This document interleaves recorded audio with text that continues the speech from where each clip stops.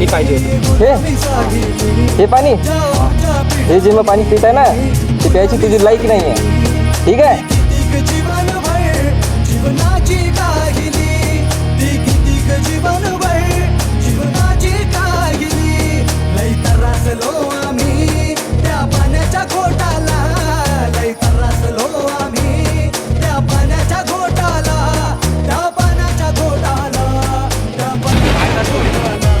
तुला तहान पाण्याची नाही आहे, त्या सन्मानाची आहे, जो आजही लोक द्यायला घाबरतात.